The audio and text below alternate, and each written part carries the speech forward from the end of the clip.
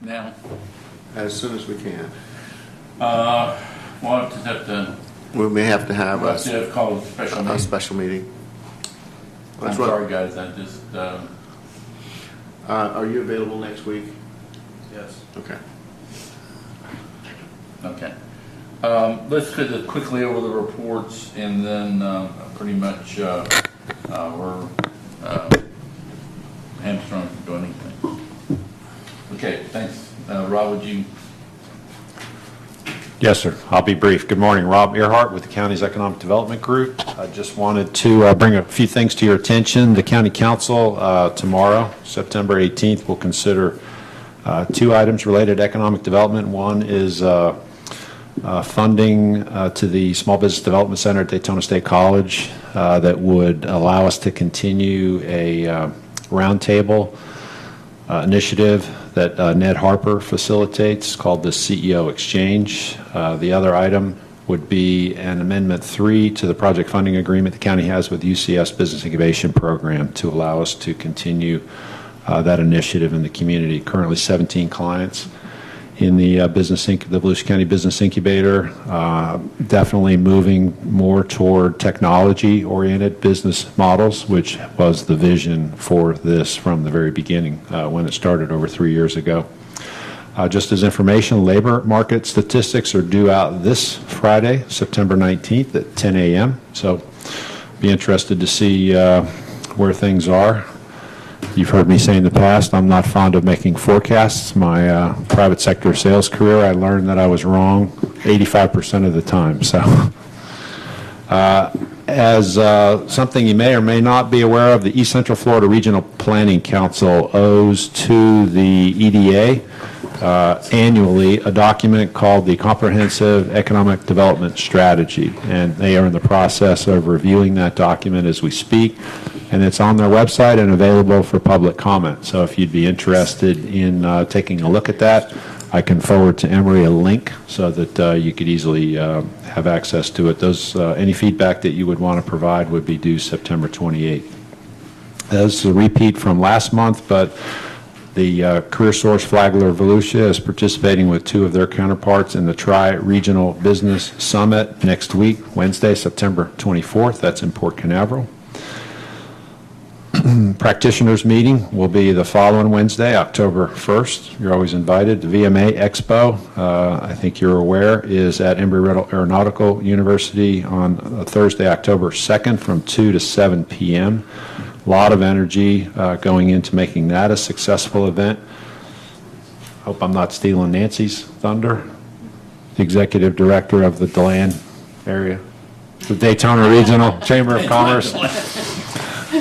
Wings and Waves is coming, as you know, October 10th through 12th. And finally, on, I guess, a bit of a personal note, we have a team member at the county's economic development team. John Kaiser has been with us over 11 years. He's retiring at the end of the month. So that's all. Thank you. Where is the VMA Expo at? It will be at the ICI Center at Embry-Riddle. Is the county going to have any kind of like table or anything like that, or just supporting them, or just announcing it, or what? We will be located there. Since he's here, I'll acknowledge the CEO Business Alliance as a presenting sponsor for the VMA Expo. I did everything I could to be located right next to or behind them, and I think I'm told I was successful. So we'll look forward to it. Okay. Okay. Well, thank you. Nancy? Yes, good morning. Nancy Kiefer, President and CEO of Daytona Regional Chamber of Commerce. Rob. We're also kind of in event mode. This Friday we have Mike Grissom, who's a Senior Director of Political Affairs for the Florida Chamber, coming to speak at our Eggs and Issues program. He's going to kind of give us a lay of the land and what's coming up in the elections, how early polling is looking, and also talk about some of the constitutional amendments. That's our regular Eggs and Issues breakfast at LPGA beginning at 7:30. So if anyone's interested, we'd love to have you there. We are also working on a couple of events coming up. We are working on a permits and licensing program in November with the city. Mike Garrett is assisting us with that, just to talk to businesses about what the process is and give the city some input on what businesses go through when they're looking at permitting and licensing. We don't have a date, but we are looking at November for that program. In October, we have our Hobnob event coming up on October 7th. For those of you who have participated in this in the past, it's a great, fun evening. We do straw polls. We have, I think, about 20 to 25 candidates coming out to meet the public, and it's just a fun evening. It'll be at the Ocean Center, and I do have flyers on that as well.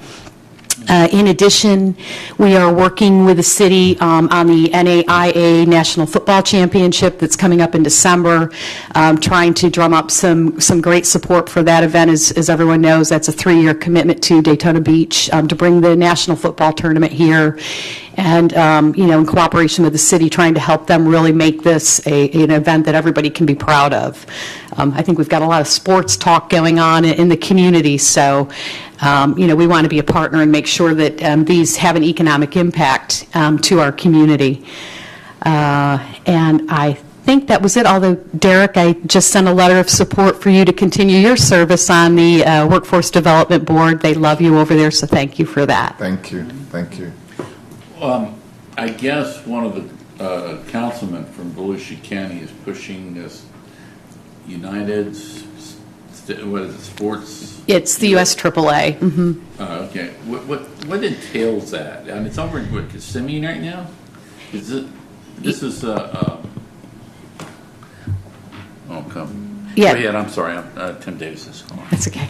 Yeah, they are looking to possibly relocate, and there is a proposal that's coming out of county council. He's been meeting with a lot of officials. We were involved in one of the preliminary meetings, and I believe, Kent, you've been involved in that, and I don't know, Rob, if you've been at any of those meetings, but, they're in the preliminary reporting stages, although they have to move very quickly on, some of the discussions moving forward to try to attract that to this area. Okay. Okay, well, How long a commitment would that be? I don't have the detail. I'm not going to talk about the details because I honestly haven't gotten the report directly from them. Okay, I'm sorry. That was Tim Davis, and unfortunately, he's not here, so we'll have to reschedule a meeting for next week. So, apologize. Is that a viable project? I know we got enough land to do it. Yeah, I'm really not going to comment on that. So, I mean, it's just, I remember we had something like that with the Houston Astros years ago, and we had, and this was long before you were here, that they wanted to put in pro quality fields. It had to have one baseball stadium and then like 8 fields around it with a 3-story clubhouse building where they could all stand up and sit on the top, and the managers and all the coaches could look at all the, there'd be different practice sessions going on, then there'd be a baseball game and all that type of thing. And it was going to cost a ton of money. And with the 6-week spring training season, it was going to be a marginal break even, basically. It could have been a profitability. And those things, is there an accepted methodology that we ought to be looking at for that? How do you figure out the economic feasibility of that?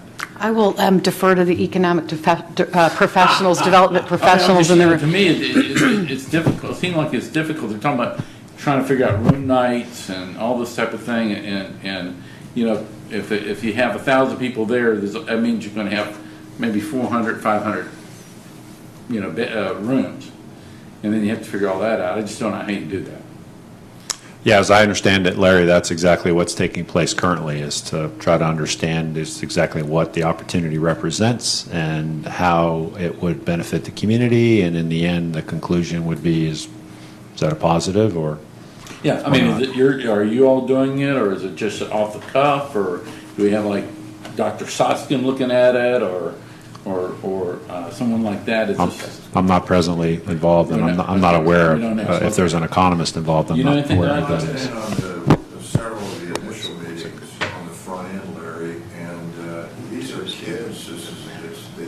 themselves U-Trip, is USSSI. Yeah. It's an acronym, I don't know how long, but they've been around a long time. It's a well-established sponsor. Almost think of it sort of like NASCAR is the sanctioning body for racing. This is kind of the sanctioning body for kids' sports. These are adolescents. These are football, baseball, sports of one sort or another. They need, I think, 18 fields, 14 fields. The number varies, 12 to 16. And the corporate office would move here from Kissimmee, where they're using some of Disney's playing fields over there. They want to consolidate that. The corporate office would be, as I understand it, 15 to 20 professionals. Okay. They would invite in these groups to play on these fields, which have a varying price tag of 18 to 25 million, depending on what day it is and who you talk to. Having built a few ball fields in my careers in education, I tell you they're very expensive And also maintain. and also to maintain. They're proposing guaranteed room nights of 50,000. I think Josh Wagner, who's a proponent of this, is saying it should be more like 100,000.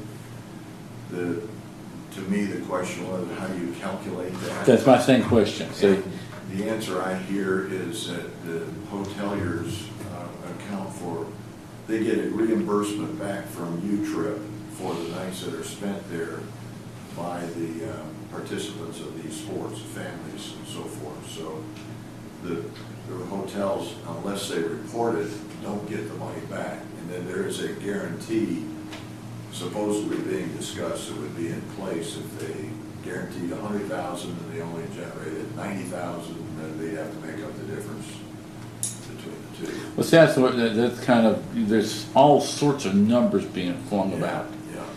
And, you know, just, we get spend hundreds of thousands of dollars to find out who's to blame in Waverly, and we don't spend $1 on trying to figure out whether we should support something that could either be, I would love to have that kind of event in Daytona Beach, Florida. That would be great, okay? Because kids and parents, and, you know, it's a family deal. That's the kind of, I think, the kind of thing we'd like to get involved in. But who's going to be the authority or the expert, so to speak, to tell us that this is, you know, it's a net break even or better, okay? That's the old break even study from college economics, and that's what you got to figure out. And you know, 16, 18 ball fields, maintenance on them. Look at the tennis courts. We're concerned about those right now. So I just, you know, I would love to see it. I just don't. I would like to have someone involved that would be able to tell somebody. Yeah, get a committee of the smartest, the brightest business people in the area to look at. I don't know. Yeah, that's about all I know about it. I know they've looked at different ways to fund it. That's why they're talking to the ad authorities. You know, like I suggested, they look at the tennis courts. I introduced them to Jim Chisholm, and you know, it seems to make sense to be on that LPGA area. Oh yeah, sure. Be the guy, he really ought to have Josh, I guess, come in and maybe invite him in to discuss it with you, because he's very. I heard him on Mark Bernier last night. Oh, he's on Bernie? Last night on the way home. Yeah, that's it. Basically talking about this, and it's a creative idea, but like you say, it's Econ 101. It is. It's basically your, you know, and we've gotten in those deals before, and why are they leaving Kissimmee? You know, it must be because Kissimmee doesn't want to do what they want to do, and is that what, you know? Again, Josh is your best source, but the stories that I hear from Bill James, who is the CEO or one of the high-ranking officials from U-Trip, who I've been in a couple meetings with, says that the venue over there is just scattered because of you know, there's such a high cost and high demand for all of the properties in and around the attractions that they just kind of felt themselves being pushed down to a lower status. Mm-hmm. So they're looking for a place where they'd be, you know, considered to be a really high-end Mhm. occupation or use for this particular community, so. Call Josh and ask him, see if Well, he no, knows. it's okay, yeah, we aren't I know. in an official meeting anyway, I No, guess. I mean, to me, it's interesting to have one person pushing, but, you know, no one else getting on the bandwagon trying to help to figure out the economic viability. That's really what you're looking at here. Right. You know, we don't want to pay for the privilege, so to speak. That's a big price tag for 18 ball fields. We are at a problem here because Tim is not available. He's got an appointment that he's on, showing the property, I guess, or doing something like that. Carol's gone, Tom's not here, and Phil's out of town. We need to pass on this project. So, Mr. Chair? what would you be your next alternative date? We're looking at either Tuesday or Wednesday of next week. Tuesday is the only day that Bishop Triplett is available. I can send something quickly out this afternoon to see if we can't make that happen on a Tuesday. That's the Team Volusia meeting. Yeah. Not that we really matter, but just so you know that. Yeah, I know. I would have to, I know it's 8 to 10 at Embry-Riddle. Well, this won't take 15 minutes. Yeah. If we, I would have, we could change the time. We could go back to 8 o'clock to take care of this. We would not have any reports from the group. We'd just come in and deal with this particular item, and then we'd be off and running. Let's go ahead and set it for 8:30. Because I've got a little bit of on. Okay. So, Ms. Traeger, 8:30? Okay, what day? 8:30. Tuesday? What day? That is the September 23rd. 23rd, yeah. Yeah, I've got to be at that Tri-Regional Summit in Port Canaveral on Wednesday. That's fine. Okay, make it 8:30. Okay, we will, I will canvass the other members just to be sure we have attendance, and we'll take care of this on that day. Just to let you know, if you go through the application, this business, I'll just go through it real quickly for you, as long as they're here. They're going to be moving to an address at 2900 South Ridgewood Avenue, Daytona Beach. That's correct. Is that correct? I believe it is, yes. It's basically Third and, Yeah, I want to say third and the railroad track. Third in the railroad track. So we'll double check that address, make sure that everything is, it's the old CEMEX concrete plant. And it's about 8 acres. If we go to page 3, look at the projected average annual wage is $44,250. We certainly want to encourage that kind of employer. Over the 3 years shown here, they would create about 60 jobs at that wage. If we look to item number 5, the cumulative new payroll is about $2,655,000. The cumulative total payroll is about $21,255,000. Moving to the next page, 4, their investment is about about $4 million, and we think it's a great deal. It's taking some property that is not doing a whole lot for us right now and making it a valuable property. We do have Mr. Massey here today. Perhaps he could just introduce himself. I think, go ahead. Would that be, was Tuesday at 8:30, is that okay with both of you? I've got the same meeting Derek's got to go to, I'm trying to remember when it's. It's Wednesday. That's why I wanted to put this on Tuesday. Yeah. They were there on Wednesday. For sure that's okay. And I apologize, Mr. Massey, it's just, It is what it is. Yeah, I'm open on that day. Okay. Again, I want to introduce myself. My name is Leo Massey, Massey Construction. We've been in the area since 1995. We've been growing the business since then here. We currently have 175 employees. We keep expanding, getting more work. We currently work in this area up to Orange County. We've been worked in Osceola County, up north, and as north as South Jacksonville, as south as, say, Palm Bay. So we cover a big area in construction. We do paving, we do site work, we do pipe work, we do all those things. We're currently building 417 right now. It's one of our major projects. We're widening. We've got 23 other projects going on right now. So we're relatively busy, which is a good thing. We hope to keep expanding the business, and this is a big part of the expansion. We would love to have it in Daytona Beach, central to our operation. We would obviously hire more people to get this thing done, and hopefully we can get it done.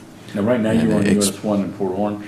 Yeah, right now we're, US 1 in Port Orange. Yeah, but- That's the office. That's awesome. That's not going to change. I mean, the office is going to stay there, but the asphalt operations would, obviously you need a rail spur, and you need a good size acreage. 8 acres would be fine for it. And this would be a really good location. This would be more for asphalt, not concrete. Yeah, we're actually buying it from CEMEX, and not going to allow us to make concrete, period, Yeah. on that lot. So it's going to be asphalt. And where would that plant be again? 3rd Street? Yeah, 3rd Street and the railroad, close to US 1. Okay. That whole area currently is industrial. There's a lot of businesses in that area. The character of the business would be very similar to what was there previously. Making concrete and asphalt is a similar process. 3rd Street is in Daytona. I think it's 2nd Street is in Daytona Beach. The property actually splits in half, whereas the northern half is in Holly Hill, and the southern half is in Daytona Beach. And in the back of your pamphlet, there's a little drawing that we There's a map. provided. It's 3rd page from the bottom, 4th page from the bottom. There's, it's hard to see on the small drawing, but middle of the page, there's a red line that cuts across the property that we threw in there. And that's the property line that divides what's in the city of Holly Hill and what's in the city of Daytona Beach. So what we've done is we placed the manufacturing in the city of Daytona Beach. And the rest of the yard's going to be for... Right, for trucks and stuff. storage of aggregate. The rail spur actually Right. currently is in Holly Hill. So that's where we would offload the aggregate to make the asphalt. So, and then it would be manufactured in Daytona Beach. Delivered to Holly Hill, but manufactured in Daytona Beach. How many aggregate plants are there? I know Tim has one for P&S. It's Halifax and Halifax has one. Halifax, P&S, and there's one more in Edgewater, which Lane put up, but I think it's more of a permanent, temporary facility for their 95 project. I don't know. I mean, it could stay there. Yeah, I know there's Who one knows? off the interstate. Okay. Would you be attempting to hire Daytona Beach people? Absolutely. Absolutely. Any projected percentage or? Well, I mean, we put ads out. We currently have ads out right now for looking for employees. And we do have currently, I can give an exact number, but we have a lot of people from the area that we employ. So some are from Daytona Beach, some are from, Port Orange, some are from Edgewater, from the area. But yeah, absolutely, Daytona Beach. The goal is stated at 50%. Right. Thank you. Well, let's not labor this too much because, again, you have to redoing it on Tuesday. Okay, so the meeting's going to be rescheduled at 8:30 on Tuesday, the 23rd. Just board members and you all, one single. That's it, one single issue. 15 minutes and we're out. Well, probably if we might approve the minutes, Okay. but just 2 Yeah. issues. Okay, well, I appreciate Leo and Dr. Sharples, we really appreciate.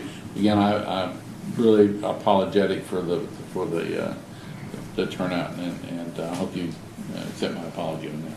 Yeah, no problem. Thank you again for your time and for your listening to us. Since we can't have an official meeting, I can't adjourn it. Okay, thank you, guys.